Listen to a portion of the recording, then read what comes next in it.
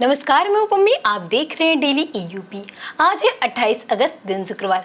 खबरों की ओर बढ़ने से पहले आप सभी को रक्षाबंधन की हार्दिक शुभकामनाएं। इसी के साथ आइए एक नजर डालते हैं आज की सुर्खियों पर। यूपी में इन छात्राओं को मिलेगा मुफ्त टैबलेट। यूपी में बिजली उपभोक्ताओं को सितंबर में मिलेगी बड़ी राहत। यूपी बना देश का सबसे युवा बस फ्लीट वाला राज्य। सीएम योगी ने लॉन्च किया यूपी स्टार्टअप मिशन पोर्टल। राष्ट्रीय खेल दिवस पर यूपी के 75 जिलों में दिखेगा खेलों का रोमांच। खबरों की शुरुआत करने से पहले आपसे एक छोटी सी गुजारिश, अगर आपने अभी तक डेली ईयूपी को सब्सक्राइब नहीं किया है तो कृपया अभी कर लीजिए, क्योंकि आपका एक सब्सक्राइब हमें हर दिन तेज, सटीक और भरोसेमंद खबरें सबसे पहले आप तक पहुंचाने की ताकत देता है। तो चलिए बिना किसी देरी के शुरू करते हैं आज की 25 बड़ी खबरों की ओर। आईटीबीएचयू में 55 गैर शिक्षण पदों पर 24 सितंबर तक करे आवेदन। आईटीबीएचयू ने गैर शिक्षण पदों पर 55 पदों पर भर्तियां निकाली। आवेदन 25 अगस्त से शुरू होकर 24 सितंबर 2026 शाम 5 बजे तक स्मार्ट पोर्टल पर कर सकते हैं। इनमें junior superintendent, technician, library assistant, सहायक अभियंता, जूनियर इंजीनियर और कनिष्ठ अनुवाद अधिकारी के पद शामिल है। योग्यता पद के अनुसार तय है और अधिकतम आयु 27 से 40 वर्ष है। सामान्य वर्गों के लिए शुल्क 250 से 500 रुपए, जबकि SC, ST, दिव्यांग और महिला उम्मीदवारों को शुल्क निःशुल्क है। रक्षाबंधन पर जाने आज राखी बांधने का शुभ मुहूर्त। रक्षाबंधन का त्योहार शुक्रवार 28 अगस्त यानी कि आज मनाया जा रहा है। सावन पूर्णिमा तिथि 27 अगस्त सुबह 9:08 से शुरू होकर 28 अगस्त सुबह 9:11 तक रहेगी। इस बार राखी बांधने के लिए शुभ समय 5:58 से 7:18 तक सर्वश्रेष्ठ मुहूर्त रहेगा। इसके बाद सुबह 10:30 से दोपहर 12 बजे तक भी राखी बांधी जा सकती है। भद्राकाल समाप्त होने के बाद ही राखी बांधना शुभ माना गया है। यूपी के इन छात्रों को मिलेगा मुफ्त टैबलेट, जाने पात्रता। उत्तर प्रदेश सरकारी स्वामी विवेकानंद युवा सशक्तिकरण योजना के तहत पात्र छात्रों को मुफ्त टैबलेट और स्मार्टफोन दे रही है। BA, BSc, BCom, BTech, MBA, ITI, polytechnic, medical समेत कई कोर्स के छात्र पात्र हैं। छात्र यूपी निवासी और मान्यता प्राप्त संस्थान में नामांकित होनी चाहिए। आवेदन अलग से नहीं होता है। कॉलेज डीजी शक्ति पोर्टल पर डेटा अपलोड करते हैं। सत्यापन के बाद संस्थान में वितरण होता है। यूपी सरकार जोड़ेगी विभागों का डाटा, बनेगा state road map. Uttar Pradesh सरकार विभागों के डाटा को एकीकृत कर बेहतर नीति और योजनाओं की तैयारी करेगी। कार्यशाला में 100 से अधिक अधिकारियों ने डेटा साझा करने, गुणवत्ता, दोहराव और मानकों पर चर्चा की। सुझाव के आधार पर state data readiness road map बनेगा, जिससे सुरक्षित डाटा आदान प्रदान, निगरानी और सेवाओं की मजबूत बेहतर होगी। यूपी में बिजली उपभोक्ताओं को सितंबर में मिलेगी बड़ी राहत। सितंबर में उत्तर प्रदेश के करीब 3.73 करोड़ बिजली उपभोक्ताओं को बड़ी राहत मिल सकती है। FPPCA के तहत ईंधन अधिभार घटने से बिजली बिल 7.50% या उससे अधिक कम होने की संभावना है। आयोग के निर्देश के बाद वास्तविक बिजली खरीद लागत के आधार पर अधिभार तय होगा, जिससे उपभोक्ताओं को लाभ मिलेगा। यूपी ITI में एडमिशन शुरू, 4 सितंबर तक मिलेगा मौका। उत्तर प्रदेश के सरकारी और निजी ITI में पहले चरण के लिए चयनित अभ्यर्थियों का प्रवेश शुरू हो गया है। चयनित अभ्यर्थी 4 सितंबर तक दाखिला ले सकेंगे। राज्य व्यावसायिक प्रशिक्षण परिषद ने 6 माह, 1 वर्षीय और 2 वर्षीय पाठ्यक्रम का चयन परिणाम जारी किया है। अभ्यर्थी परिषद की वेबसाइट पर जानकारी देख सकते हैं। यूपी बना देश के सबसे युवा बस फ्लीट वाला राज्य। उत्तर प्रदेश देश की सबसे युवा बस फ्लीट वाला राज्य बना है। बसों की औसत आयु 5 साल 3 महीने है। 23 बस अड्डे एयरपोर्ट की तर्ज पर विकसित हो रहे। 250 नई इलेक्ट्रिक बसें आएंगी। 14,000 बसों में सुरक्षा सिस्टम लगाए गए हैं और 352 नए MVI पद स्वीकृत हुए हैं। सीएम योगी ने लॉन्च किया UP startup mission portal. Uttar Pradesh के मुख्यमंत्री योगी आदित्यनाथ ने स्टार्टअप नीति 2026 पुस्तिका का विमोचन और स्टार्टअप मिशन पोर्टल लॉन्च किया। 107 स्टार्टअप को 3.42 करोड़ रुपए की प्रोत्साहन राशि दी गई है। यूपी में स्टार्टअप की संख्या 24,243 पहुंची है, जिनमें करीब आधे महिलाएं द्वारा संचालित है। नीति में प्रोत्साहन राशि बढ़ाकर 40,000 रुपए की गई है।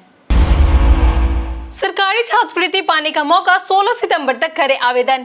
राष्ट्रीय आय एवं योग्यता आधारित छात्रवृत्ति परीक्षा 2027-28 के लिए आवेदन शुरू हो गए हैं। कक्षा 8वीं के पात्र विद्यार्थी 16 सितंबर तक ऑनलाइन आवेदन कर सकते हैं। परीक्षा 1 नवंबर को होगी। अभिभावक की वार्षिक आय 3.50 लाख रुपए से अधिक नहीं होनी चाहिए। आरक्षित वर्गों को नियम अनुसार छूट मिलेगी। राष्ट्रीय खेल दिवस पर यूपी के 75 जिलों में दिखेगा खेलों का रोमांच। राष्ट्रीय खेल दिवस पर उत्तर प्रदेश के सभी 75 जिलों में 29 से 31 अगस्त तक खेलों का महाकुंभ होगा। हॉकी, योग, फिटनेस, साइकिलिंग और स्वदेशी खेलों की प्रतियोगिता आयोजित होगी। 29 अगस्त को मेजर ध्यानचंद जयंती पर उद्घाटन होगा। खिलाड़ियों को सम्मानित किया जाएगा और अंडर 14 हॉकी प्रतियोगिता भी होगी। यूपी में बढ़ी ईवी की संख्या, मजबूत हुआ charging network. Uttar Pradesh electric mobility में तेजी से आगे बढ़ रहा है। प्रदेश में 17.67 लाख इलेक्ट्रिक वाहन पंजीकृत है और सार्वजनिक ईवी चार्जिंग इंफ्रास्ट्रक्चर से यूपी तीसरे स्थान पर है। चार्जिंग नेटवर्क के विस्तार में पेट्रोल डीजल पर निर्भरता घटी है और स्वच्छ हरित परिवहन को बढ़ावा मिल रहा है। यूपी वेटरन्स क्रिकेट से जुड़ेंगे 6 नए जिले।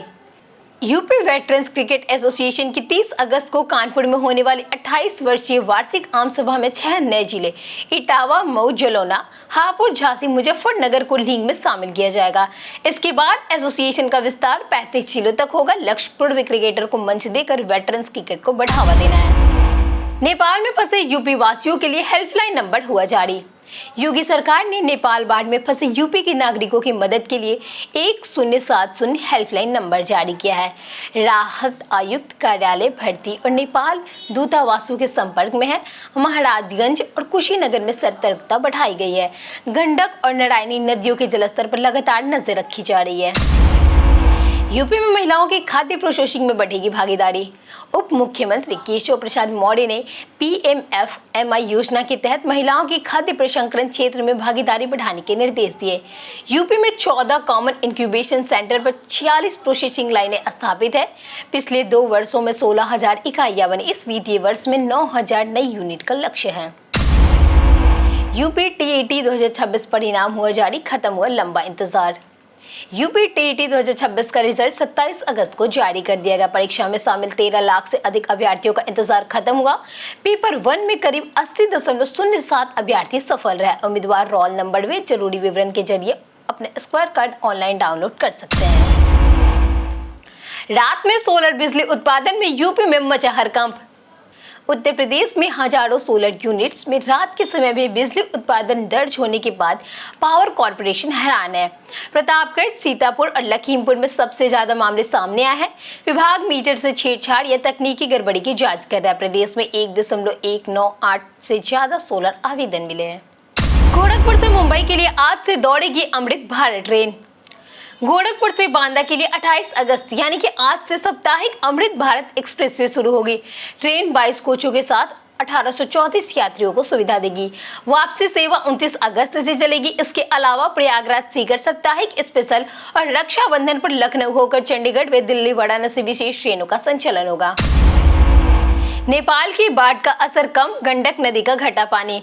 उत्तर प्रदेश के महाराजगंज में गंडक नदी का जलस्तर अब घटने लगा है। नेपाल में बढ़े जल प्रभाव में बुधवार रात बैराज पर डिस्चार्ज 1.50 लाख क्यूसेक पार किया था, जो अब घटकर 1.16 लाख क्यूसेक रह गया है। प्रशासन ने 8 तटीय गांवों में अलर्ट रखते हुए 24 घंटे निगरानी और बचाव टीमें तैनात की है। मेरठ में कूड़े से गैस बनेगी, शासन करेगा फैसला। मेरठ में कूड़े से सीवीजी बनाने का योजना अटकी है। 2 साल में प्लांट न बनने पर नगर निगम ने एनटीपीसी का अनुबंध खत्म करने का प्रस्ताव शासन को भेजा है। गेल और आईजीएल ने 1 साल में प्लांट बनाने का प्रस्ताव दिया है। करीब 20 एकड़ जमीन और कूड़ा नगर निगम उपलब्ध कराएगा। सरकारी स्कूलों पर भ्रामक वीडियो डालना पड़ेगा भारी। प्रयागराज में सरकारी स्कूलों के भ्रामक वीडियो डालने पर वाले पर एफआईआर की तैयारी है। बीएसए ने 2 मामलों की रिपोर्ट डीएम को भेजी है। जांच में स्कूलों में सुविधाएं उपलब्ध मिली और वायरल वीडियो को भ्रामक बताया गया। मेरठ में 2 युवकों का चालान जबकि देवरिया में 1 युवक पर केस दर्ज हुआ। क्या आप जानते हैं आगरा किले के इतिहास के बारे में? आगरा किले का इतिहास करीब 900 साल पुराना है। कभी यह ईंटों से बना किला था, जिसे बाद में मुगल सम्राट अकबर ने लाल बलुआ पत्थर को भव्य रूप दिया। इसी किले से मुगल साम्राज्य के कई शासकों ने भारत पर शासन किया। शाहजहां ने यहाँ कई संगमरमर की इमारतें बनवाई और अपनी अंतिम दिनों में इसी किले में कैद रहे। आज यह यूनेस्को विश्व धरोहर स्थल बन चुका है। नवाजुद्दीन सिद्दीकी की नई फिल्म ब्लाइंड बाबू का हुआ ऐलान। जी स्टूडियोज ने 2026-27 की 14 फिल्मों का ऐलान किया है, जिसमें नवाजुद्दीन सिद्दीकी की ब्लाइंड बाबू खास चर्चा में है। फिल्म का निर्देशन रवि वर्मा करेंगे। इसमें नवाजुद्दीन सिद्दीकी मुख्य भूमिका में नजर आएंगे। इसके अलावा बाप, सिला, श्री राम भूमि और ब्लाइंड गेम जैसी हिंदी फिल्में भी शामिल है। हालांकि ब्लाइंड बाबू समेत इन फिल्मों की रिलीज डेट और सिनेमाघर या OTT रिलीज को लेकर अभी कोई आधिकारिक जानकारी सामने नहीं आई है। 2027 चुनाव के लिए मायावती ने शुरू की बड़ी तैयारी। बसपा प्रमुख मायावती ने 2027 विधानसभा चुनाव की तैयारियों को लेकर 3 सितंबर को लखनऊ में देश भर के वरिष्ठ पद अधिकारियों की बैठक बुलाई। संगठन और जनाधार की समीक्षा के साथ अहम फैसले किए जा सकते हैं। 9 अक्टूबर को कांसी राम की पुण्यतिथि पर बड़ी जनसभा की तैयारी है। मायावती ने अकेले चुनाव लड़ने का मायावती ने 1 लाख नौकरियों के ऐलान पर उठाए सवाल। बसपा प्रमुख मायावती ने योगी सरकार के 6 महीनों में 1 लाख सरकारी नौकरियों के ऐलान को चुनावी कदम बताया। उन्होंने पेपर लीक और भ्रष्टाचार के मुक्त भर्ती, 59,000 शिक्षक भर्ती, 6,800 अभ्यर्थियों को राहत, बंद सरकारी स्कूलों को फिर शुरू करने और महिलाओं की सुरक्षा व आत्मनिर्भरता पर ध्यान देने की मांग की। कई कारणों से दर्ज है भारत के इतिहास में आज की तारीख। वर्ष 1975 में जन्मे अनुज नैयर भारतीय सैन्य अधिकारी थे, जिन्हें मरणोपरांत सर्वोच्च वीरता सम्मान महावीर चक्र से सम्मानित किया गया था। 1929 में प्रसिद्ध आधुनिक साहित्यकार राजेंद्र यादव का जन्म हुआ। 1928 में महान सितार वादक विलायत खां और 1922 में भारतीय राजकुमारी विजया देवी का आज ही के दिन जन्म हुआ था। 1855 में महान संत एवं समाज सुधारक नारायण गुरु का जन्म हुआ, जिन्होंने सामाजिक समानता और शिक्षा के लिए महत्वपूर्ण कार्य किए। वही 2006 में प्रसिद्ध भारतीय मूर्तिकार शंकर चौधरी का आज ही के दिन निधन हुआ था। हम प्रतिदिन आपसे 5 ऐसे जरूरी सवाल और उसके जवाब बताएंगे जो कि UPPSC जैसे अन्य प्रतियोगी परीक्षाओं में काम आएंगे। सवाल इतिहास, यूपी स्पेशल, विज्ञान, करेंट अफेयर्स और भूगोल से रहेंगे। पूछे गए 5 सवालों में अपना कितना सही उत्तर दिया यह हमें कमेंट करके जरूर बताएं। हमारा पहला सवाल है, हमीरपुर तथा झांसी जनपदों में कौन सा खनिज पाया जाता है? ऑप्शन है कोयला, B सेल खरी, C rock phosphate, D glass sand. हमारा सही उत्तर है ऑप्शन B सेल खरी। हमारा दूसरा सवाल है, बुंदेलखंड छत्रसाल संग्रहालय उत्तर प्रदेश के किस नगर में स्थित है? ऑप्शन है Banda, B Chitrakoot, C Mahoba, D Hamirpur. हमारा सही उत्तर है ऑप्शन ए बांदा। हमारा तीसरा सवाल है, इलाहाबाद को किस नाम से जाना जाता है? ऑप्शन ए संगम नगरी, B तीर्थ राजा, C कुंभ नगरी, D उपयुक्त सभी। हमारा सही उत्तर है ऑप्शन डी उपयुक्त सभी। हमारा चौथा सवाल है, भारत कला भवन उत्तर प्रदेश के किस नगर में स्थित है? ऑप्शन ए है Gorakhpur, B Varanasi, C Ghaziabad, D Bareilly. हमारा सही उत्तर है ऑप्शन बी वाराणसी। हमारा पांचवा सवाल है, उत्तर प्रदेश के किस शहर को आमों का नगर के नाम से जाना जाता है?